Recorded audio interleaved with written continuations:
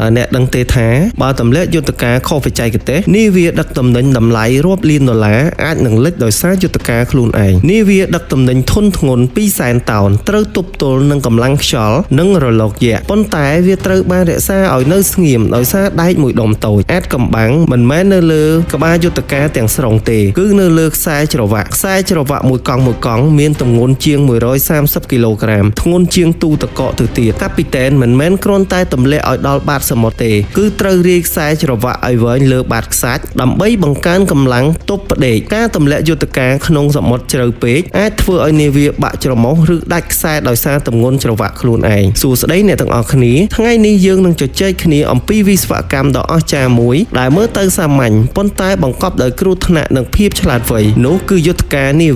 វាដឹកទំនិញសម័យទំនើបអាចមានទម្ងន់ជាង 200,000 តោននៅពេលដែលខ្យល់បក់បោកខ្លាំងឬចរន្តទឹកហូរខ្លាំងកម្លាំងដែលរុញច្រាននាវានោះគឺមហិមាណាស់វាអាចកាត់ខ្សែដែកឲ្យដាច់ដូចជាសរសៃអំបោះប៉ុន្តែនាវាទាំងនេះត្រូវបានរក្សាឲ្យនៅមួយកន្លែងដោយសារតែទំពក់ដែកតែមួយគត់ដែលមើលទៅតូចតាចបើប្រៀបធៀបនឹងទំហំនាវាប្រសិនបើអ្នកទម្លាក់យុទ្ធការនោះនៅកណ្ដាលមហាសមុទ្រជ្រៅវានឹងគ្មានប្រយោជន៍អ្វីទាំងអស់ប្រសិនបើអ្នកព្យាយាមទាញវាឡើងខុសវិធីអ្នកអាចនឹងធ្វើឲ្យនាវាខ្លួនឯងលិចបានតើកាពីតែនដឹងដោយរបៀបណាថាត្រូវប្រើខ្សែច្រវាក់ប្រវែងប៉ុណ្ណាតើគេអាចលើកយុទ្ធការទម្ងន់20 តោនចេញពីភក់ជ្រៅដោយរបៀបណាដើម្បីយល់ពីរបៀបដែលយុទ្ធការដំណើរការដំបូងអ្នកត្រូវស្វែងយល់អំពីខ្សែច្រវាក់របស់វាជាមុនសិននៅលើនាវាធំខ្សែច្រវាក់មិនមែនដូចច្រវាក់ដែលយើងទិញនៅហាងលក់សម្ភារៈសំណង់នោះទេខ្សែយុទ្ធការរបស់នាវាទេសចរតែមួយកង់អាចមានទម្ងន់ជាង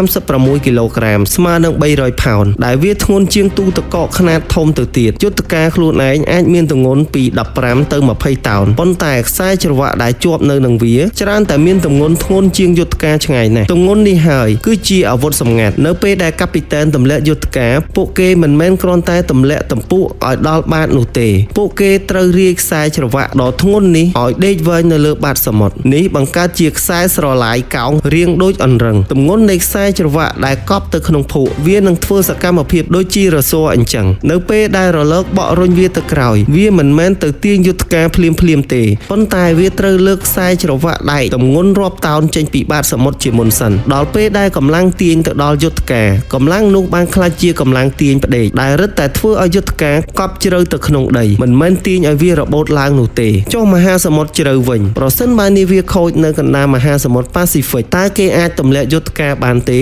ចម្លើយខ្លីគឺទេនាវាពាណិជ្ជកម្មជាទូទៅមិនអាចទម្លាក់យុទ្ធការក្នុងទឹកដែលជ្រៅជាង100ម៉ែត្របានឡើយប្រសិនបើទឹកជ្រៅទៅដល់ជាង3គីឡូម៉ែត្រទម្ងន់របស់ខ្សែច្រវាក់ខ្លួនឯងនឹងធ្ងន់ពេករហូតដល់អាចធ្វើឲ្យម៉ាស៊ីនរកទាញយុទ្ធការបាក់ឬរហែកច្រមុះនាវាដាច់ចេញតែម្ដងក្នុងករណីនោះនាវាត្រូវបណ្ដែតខ្លួនឬប្រើប្រព័ន្ធរក្សាទីតាំងនាវាដោយស្វ័យប្រវត្តិដែលប្រើកុំព្យូទ័រនិងម៉ាស៊ីនរុញច្រានដើម្បីរក្សាទីតាំងឲ្យនៅដដែលការដកយុទ្ធការឡើងវិញក៏ជារឿងដែលពិបាកបំផុតដែរយុទ្ធការទម្ងន់20តោនដែលកប់ក្នុងភក់បង្កើតបានជាកម្លាំងបឺតមហិមាអ្នកមិនអាចគ្រាន់តែបញ្ឆេះម៉ាស៊ីនរកទាញវាឡើងត្រង់បានទេព្រោះម៉ាស៊ីននឹងឆេះដោយសារការប្រឹងទាញវាចេញពីបាតសមុទ្រដើម្បីយកយុទ្ធការមកវិញនាវាត្រូវបើកយឺតទៅចំពីលើកន្លែងដែលយុទ្ធការកប់នៅពេលដែលខ្សែច្រវាក់ស្ថិតក្នុងស្ថានភាពបញ្ឈរត្រង់កម្លាំងទាញត្រង់ឡើងនេះនឹងបំបែកកម្លាំងបឺតរបស់ភក់ដែលនាវិកហៅថា breaking out មុននឹងយុទ្ធការចូលមកក្នុងនាវានឹងត្រូវបាញ់សម្អាតភក់ដែលស្អុយនិងស្អិតចេញ